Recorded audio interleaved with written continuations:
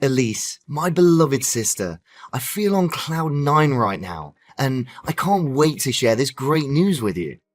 Oh, what is it, brother? The way you say it makes me feel happy and excited for you already. Tell me, did the employers finally say yes to your job application? Well, not exactly about that, but it doesn't make it any less exciting. As a matter of fact, it's a piece of news that's even more captivating than me getting a job. Look, as I joined my friend's party the other day, I accidentally bumped into this amazingly hot and rich girl. We did a small talk and I was completely blown away when I got to know her family background. Her dad is a hospital director and her mum works as a manager at a bank branch. At the end of our conversation, we even exchanged numbers. Can you believe it? Oh, okay. I'm glad to hear it. But seriously, Michael, you need to stop wasting time on meaningless parties. I mean, you've been jobless for 5 years already. Don't you think it's time for you to wake up, face reality, and, find a stable job to be more financially independent?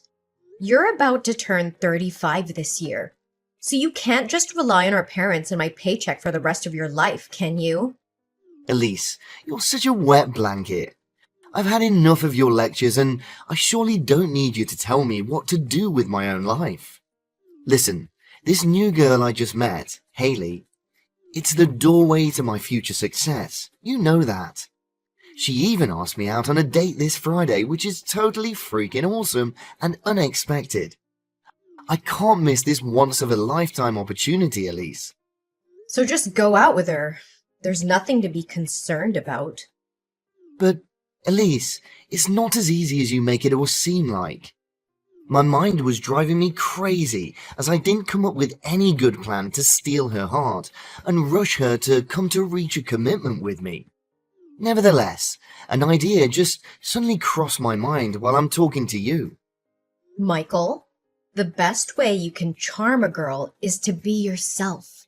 But I hear you out anyway. So, what's your plan? Okay, my plan is to borrow your husband's fancy car, come to Haley's place to pick her up, and finally take her to a fine dining restaurant. Well, I don't know, Michael, but I'm afraid it's not a good strategy. First off, you're still having to depend on other people's income to pay for your own bills. So how can you handle the expensive costs of a luxurious restaurant by yourself? Moreover, why on earth do you need my husband's car? You already have your own car, right? Elise, darling, how can you impress a well-off girl like Haley with my clunker? I mean, that four-banger makes weird sounds like 1,000 frogs farting in unison. By the way, I'm also planning to borrow some cash to pay for the luxurious dinner too, which I think is obviously not a problem for prosperous people like you and your husband, right? Michael, this isn't right. What you're trying to do is deceive her into thinking that you're an affluent guy. How is that going to help you win Haley's love? I know. It's just to give me a head start. Think about it in a rational way, Elise. If Haley ever found out that I'm nothing but a ragtag and bobtail person, would she give me any chance to make my way into her heart? I bet not. Not in a million years. Well, I haven't met her yet, so it's difficult to tell. See, you're not so sure about it yourself. But if I approach her as someone who is of her own social status, she'll feel that I'm more worthy to talk to her and open up to me more, which leads to eventual chemistry between the two of us. By then, I would confidently and conveniently show her my true self, and she'll still love me regardless. So you want to borrow my money and my husband's car. Is that correct? Yes, and no more than that. Please, Elise, you're the one and only sister I've ever had. You always treat me so nicely, and whenever I have it rough, you do the best of your ability, so that I can overcome any challenges I encounter. Honestly, for everything you've done to help me so far, I really consider you my second mother, Elise. Of course I will always be there for you, no matter what happens. You're my big brother, my family. How could I do it any other way? So, you agree to lend me your husband's car and some money, right? Please, Elise, this is my one and only shot to get out of the financial stagnance that I've been dealing with for years. Maybe once I get to know Haley to a certain degree, she'll come up with a way to help me find a job in her mum or dad's workplace. Isn't it great, Elise? Oh, Michael. Haven't I always been trying to tell you that we're the most reliable ally of ourselves? Last time, I remember it didn't end so well between you and your ex-girlfriend. You asked me to come up with pickup lines so that you could impress her, and she actually fell for it.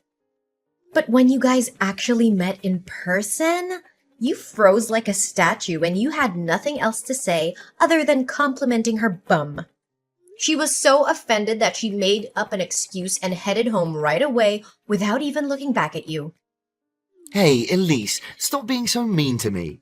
I thought we agreed on not reminding ourselves about it anymore. On the other hand, my flirting skills are getting better and better at incredible speed. That's why I'm pretty confident that I can make Haley deeply fall in love with me in no time. All there's left to do is for you to give me the right tools to shine. So, what do you say, Elise? Do we have a deal? Okay, fine. Honestly, I still hold on to my thoughts that lying to someone to make them like you is a totally dull idea. With that being said, you're still my brother, and I should help you the best way I can. That's my sister. I know that I can always count on you no matter what.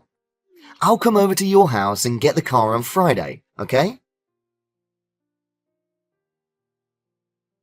Hey, Michael, what happened to my husband's car? I can't even recognize it anymore. It's a complete mess now. What do you mean?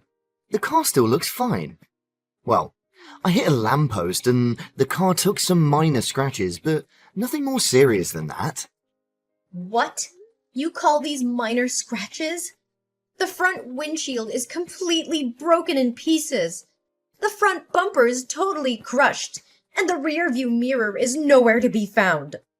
What is this all about, Michael? Easy, Elise. Don't raise your voice to your own brother like that.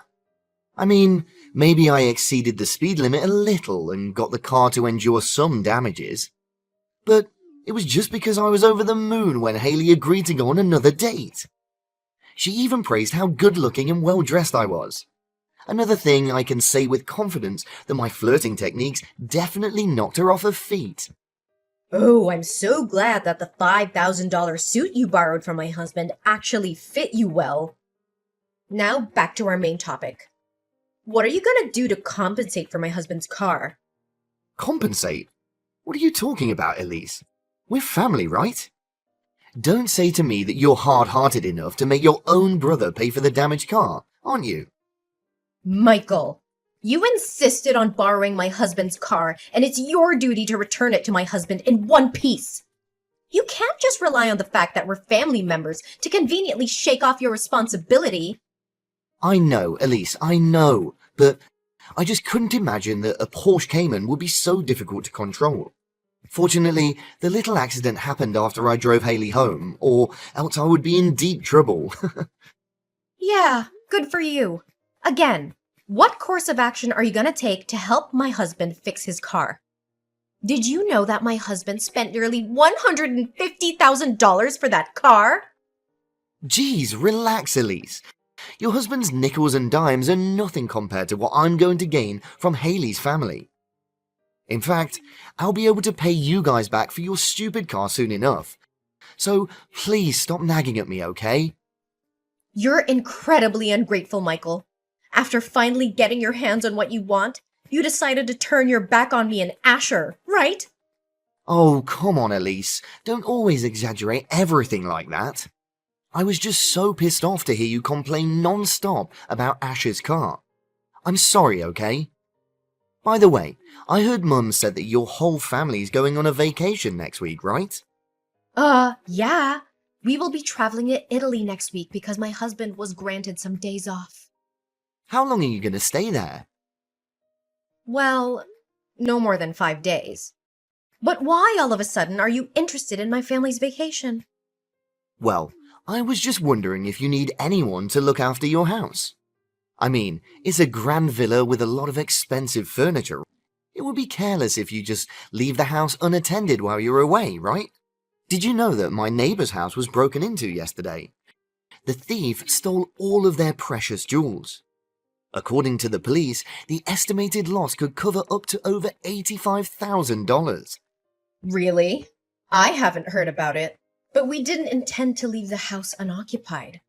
I look up on the internet and hire a house sitter. What? A house sitter? Are you seriously gonna let strangers come into your house? That doesn't make any sense. So, what do you suggest, Michael?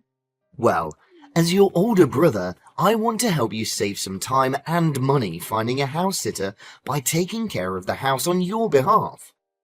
Do you really mean it, Michael? Of course I do.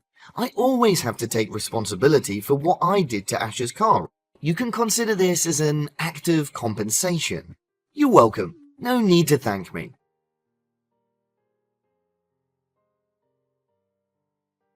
Michael, where are you? Michael! Answer me now! Oh, hey Elise. Have you already come back from your trip? Tell me, did you have a great time?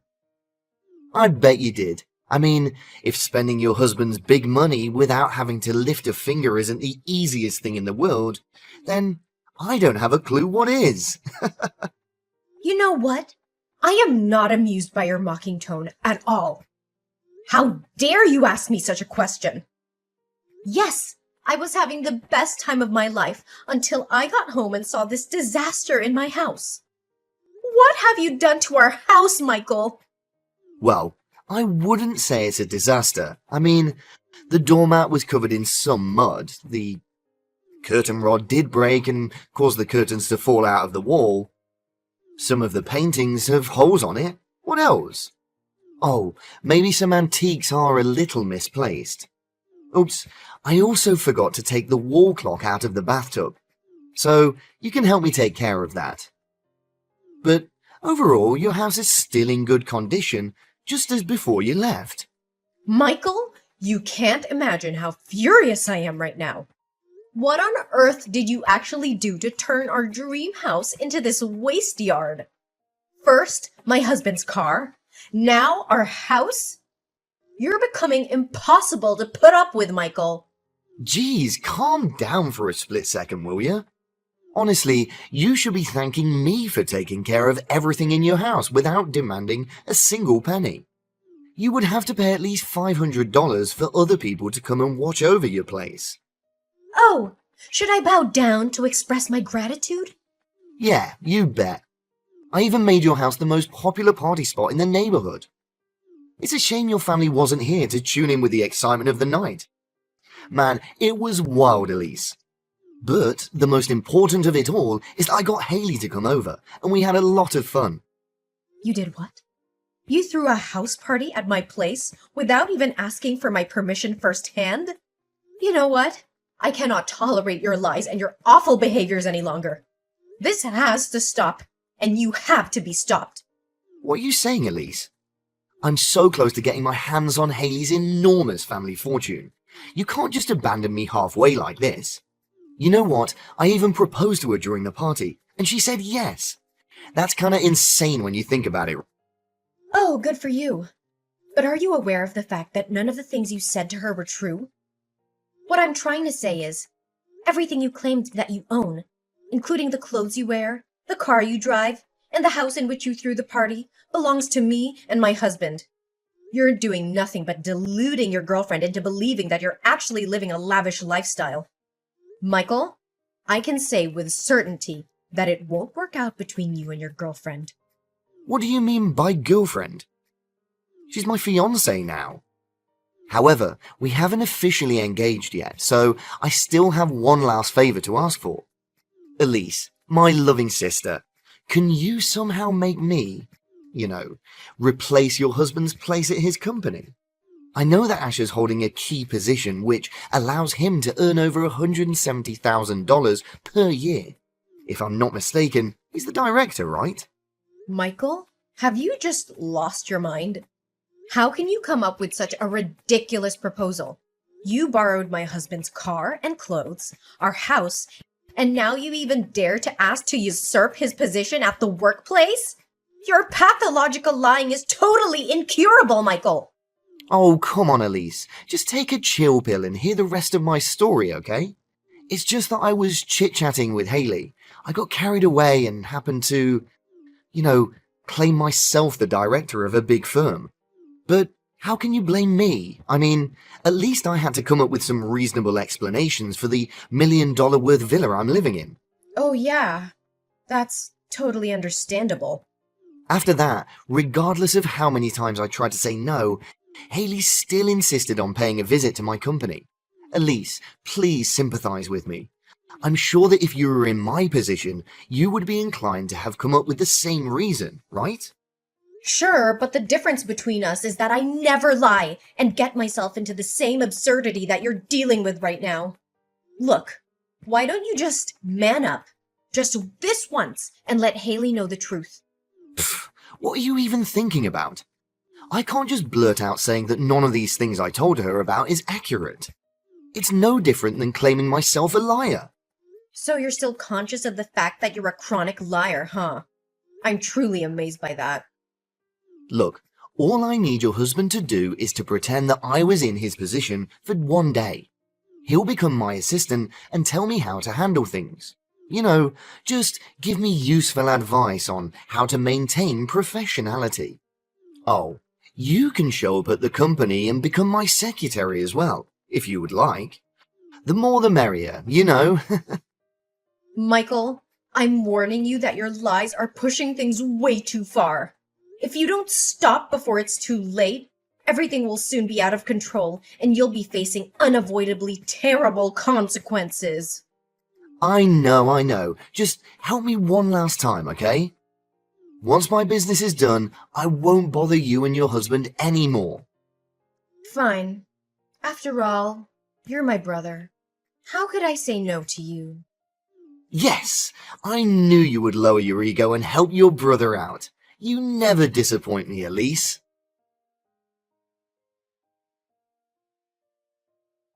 Elise, I thought you agreed to lend me a helping hand. What was that all about? Why did you and your husband make me a complete idiot in Haley's eyes? Well, we didn't do anything, actually. It was you who directed the whole screenplay from the beginning till the end, wasn't it? Me and Asher just played along. Why didn't you inform other staff in your husband's company about my presence in advance? And you should have told me their names too. I got their names all wrong. It was so embarrassing. Well, you bet. You don't know how much I have to refrain myself from bursting into laughter. Oh, and the fact that you held the contract upside down was totally hilarious. You should have seen your face while you were muddling up trying to figure out where to sign on it. Your girlfriend was really disappointed when you asked your assistant to help you with signing a simple contract. It was your husband's trap. He intentionally gave me the contract upside down. Oh, but that wasn't the best part of it all, right? My husband forgot to tell you that he had an important meeting that day. And surprisingly, Asher's business partner that day was actually Haley's father, Mr. Calvin.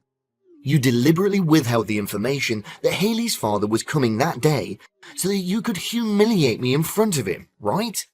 I knew you were up to no good. Why was I stupid enough to put my trust in you? I should have trusted my instincts. I humiliated you? Think again. From the way I see it, it was you who made fun of yourself. You were completely clueless and failed to answer every one of Haley's father's questions regarding his business. Mr. Calvin was so out of patience that he said, "Why do you even consider yourself the director?" But I bet he was really struggling not to call you all sorts of crazy things. You and your husband are heartless people. But I'm still the one who gets the last laugh. Because after all, your husband did miss a $34 million 10-year contract, right? He'll be responsible for causing the company to lose so much money. Well, after that, it took me and my husband quite a while to actually explain to Mr. Calvin what was going on. But it was all worth it to throw you off your mask and reveal your white lies. After all we were doing was just to spare Mr. Calvin's daughter from being engaged to a loser like you. He understood that he was willing to give my husband another chance to revisit the contract. How dare you treat me like this? This isn't funny at all. And it's not the kind of thing that a sister should do to her brother. I guess it was kinda harsh when Haley dashed the ring to the ground and trampled it beneath her feet, right? And I bet you could still feel the pain and humiliation from her slap. I hope you learn an invaluable lesson, Michael. And by the way, we're still suing you for damaging my husband's car and wrecking our house. So be prepared. My brother's lies were finally exposed, and he was forced to take responsibility for his actions. However, he should consider himself lucky that we only demanded $100,000 in compensation, which was a small price to pay for the damage he caused to our car and our home.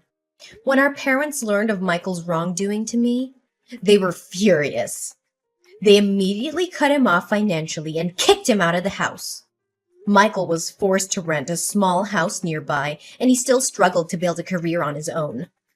We already knew from the beginning that a jobless man like Michael would never be able to pay us back such a large sum of money, so we eventually withdrew our complaint. We can only hope that he has learned his lesson and will realize that even seemingly harmless lies can have serious consequences.